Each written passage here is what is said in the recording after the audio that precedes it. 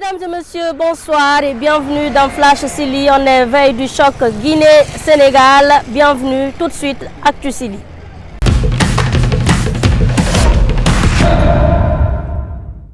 L'actualité du Sili national de Guinée avec cette dernière séance d'entraînement qui s'est tenue ce soir au lycée scientifique de Yamoussoukro, bien avant donc ce choc Guinée-Sénégal, un entraînement qui s'est bien passé. Kabat Jawara et ses joueurs ont fait les derniers réglages avant ce grand choc, un choc qu'ils ont envie de gagner justement pour terminer à la première place au classement de ce groupe C. Kabat Jawara l'a dit en conférence de presse, une conférence de presse qui s'est tenue un peu plus tôt dans la journée.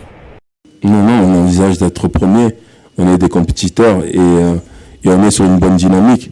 Après, de s'arranger avec le Sénégal, en fait, ça ne nous arrange pas parce que si on fait match nul, il reste premier et nous, on joue second.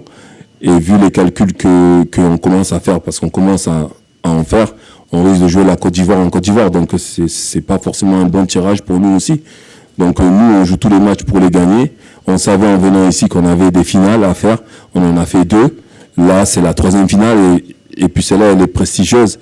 Et comme je l'ai dit après le match, c'est franchement mieux de l'aborder avec les 4 points. Ça enlève un petit peu de pression, mais bon, on pourra aussi se jauger un petit peu parce que c'est les champions d'Afrique. Ils ont bien démarré, ils ont 6 points, ils ont 6 buts marqués, donc ils sont au top, j'ai envie de dire. Donc voilà, pour nous, ça permettra de nous étalonner un petit peu. Kabat Jawara qui jouera ce choc avec 2 défenseurs centraux qui sont menacés de suspension en cas de prise de carton jaune dans ce choc-là. Comment gérer cette situation compliquée et essayer de préserver Julien Janvier et Mouktar Diakhaby en cas de qualification pour les huitièmes de finale? La question lui a été posée. Écoutez, on va s'entraîner cet après-midi. On va prendre une décision parce que c'est vrai que on tient compte un petit peu de ce qui s'était passé au Cameroun avec Nabi. Il avait joué alors qu'il avait un jaune. Et bon, c'était un petit peu différent parce qu'on était vraiment dans l'obligation de gérer ce match parce qu'on ne connaissait pas le résultat du 3e match du Sénégal. Donc là, on a pris un peu d'expérience, de bouteille. Et c'est la 2e fois qu'on se retrouve dans ce genre de problème. Donc c'est clair qu'il va falloir prendre une décision. Mais en même temps, on a ce match à jouer et peut-être à gagner. Donc il faut voir. On a 25 joueurs, on fait confiance à tout le monde. Ce sera peut-être l'occasion de le prouver. Kabat Jawara et ses joueurs qui ont donc envie de gagner ce match pour rendre fier le peuple de Guinée, mais le sélectionneur et ses joueurs appellent à la retenue en cas de victoire pour éviter des cas de mort comme c'était le cas lors de la dernière victoire de la Guinée face à la Gambie.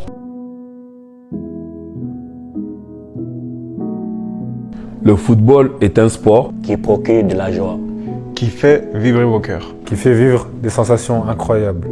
N'acceptons donc pas que le football nous endeuille. Célébrons en étant prudents. Plus aucun mort en Guinée. Que l'âme des victimes repose en paix. Ensemble pour la victoire, Bing Bing So. Bing Bing So. Bing Bing So. Bing Bing So.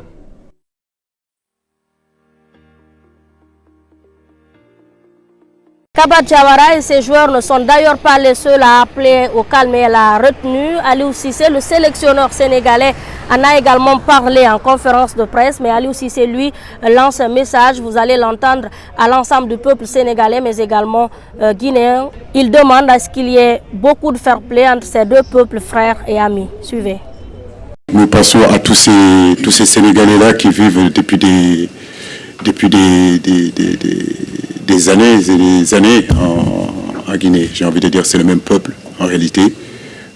Mais une pensée aussi à tous ces Guinéens qui ont immigré au Sénégal aujourd'hui, qui sont sénégalais. Donc justement, je fais un appel à tous ces peuples-là, de savoir que ça reste un match de football et que quoi qu'il puisse se passer à la fin de cette rencontre-là, nos peuples sont pareils, nos peuples sont ensemble depuis des décennies, depuis des siècles. Et ça, le football ne peut pas l'enlever. Mais malgré ce message important, il faudra également retenir que Aliou Cissé ne vient pas dans ce match pour jouer un match amical, même s'il a déjà 6 points et qualifié. Il a envie de gagner ce match-là pour également rester premier et rester à Yamoussoukro. Suivez sa réaction. C'est un match de CAN et tous les matchs de CAN sont à disputer. Nous, il n'y a rien qui change, Nampalis l'a dit. il y a énormément de concentration et de détermination dans cette rencontre-là. Donc, je le dis, rien n'est encore fait. Nous sommes ici pour jouer 3 matchs. Inch'Allah, nous espérons en tout cas avoir le meilleur résultat possible.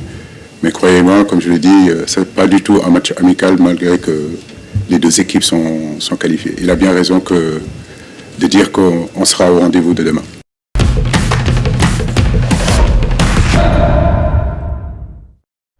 Actu-CAN avec le démarrage de la 3e journée des phases de poule de la Coupe d'Afrique des Nations. Le groupe A a entamé donc les hostilités. On va retrouver Mamadou Alpha Diallo pour en parler. Mamadou Alpha, bonsoir. Que peut-on retenir de la sortie, de la 3e sortie de ce groupe A? Bonsoir Kadiatou Korka, bonsoir à tous. Ce qu'il faut retenir d'abord, c'est bien sûr cette lourde défaite de la Côte d'Ivoire, le pays hôte qui ne verra peut-être pas les 8e de finale de cette compétition, alors qu'ils étaient déjà condamnés à gagner pour terminer à la 2e place de leur groupe. Les éléphants ont été giflés et humiliés 4-0 par la Guinée équatoriale. La Guinée équatoriale qui termine donc leader du groupe avec 7 points devant le Nigeria. Le Nigeria qui a battu la Guinée-Bissau termine à la 2e place du groupe avec 7 points également. La Côte d'Ivoire est 3e avec 3 points et la Guinée-Bissau ferme la manche de ce groupe avec 0 points.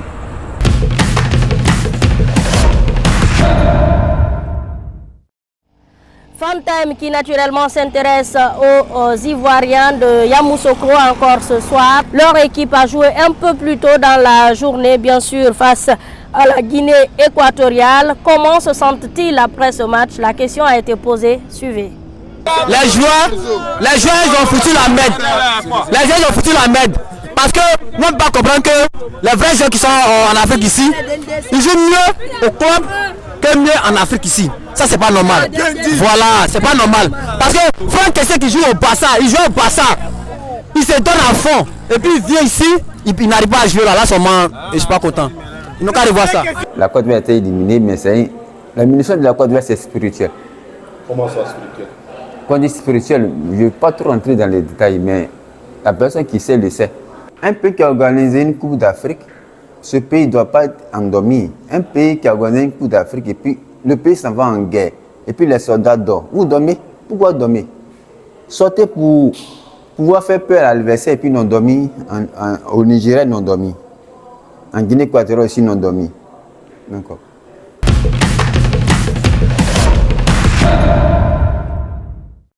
C'était un vendredi 3 février 2006. Aux environs de 19h, une folle rumeur s'empare de la République de Guinée. Le match Guinée-Sénégal, qui s'était joué un peu plus tôt dans la journée, devait être rejoué. Une information qui s'est avérée au final être une rumeur. La Guinée avait donc perdu face au Sénégal 3-2. Une défaite amère que les Guinéens n'arrivent jusqu'à présent pas à oublier. Et 18 ans après, on aura un remake cette fois-ci pour le compte de la Coupe d'Afrique des Nations. Mais qu'est-ce qui s'est-il passé réellement en 2006? Comment expliquer cette défaite guinéenne alors que le Sili avait fait carton plein 9 points sur 9 possibles en phase de poule? La question a été posée à Kamfori Sila, milieu défensif à l'époque du Sili national de Guinée. Suivez.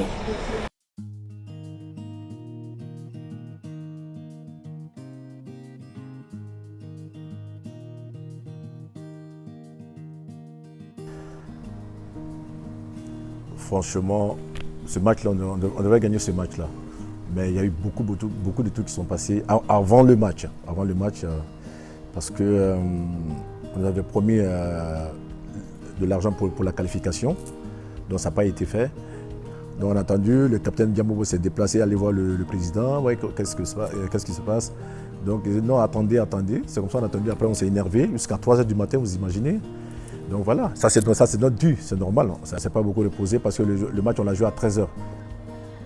Vous savez, quand je dis quand il y a une personne qui n'aime pas son pays, c'est vrai, pour moi c'est une catastrophe, hein, franchement. Moi je ne peux pas comprendre pourquoi les dirigeants eux-mêmes ne veulent pas qu'on gagne ce match-là. Sincèrement, hein.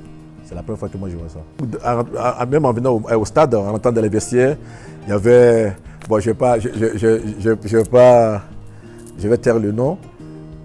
On a senti quelque chose quand on est venu, il y avait une sorte d'odeur tu vois, dans les vestiaires, voilà. Et puis après, avec vérification des maillots, il y avait Diouf qui était dans les vestiaires aussi, bon, qui était venu un peu nous énerver, mais après on est assez calme, bon, voilà. Et voilà, après dans le match aussi, c'est vrai que quand on prend le deuxième but, après on cherche à égaliser absolument, donc après on est énervé, on s'est emporté juste pour égaliser le deuxième but. Mais après, bon, il y avait un troisième but derrière. Donc voilà.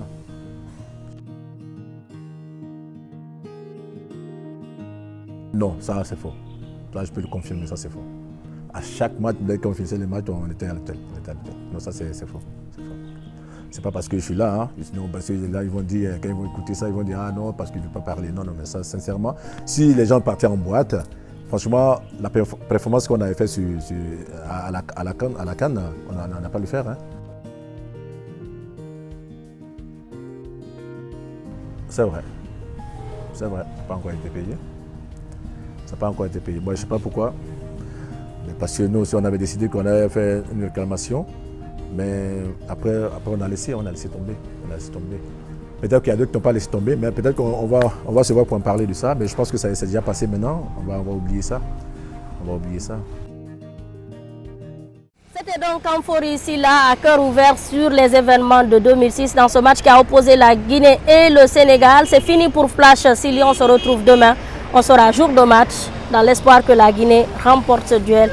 Portez-vous bien et au revoir.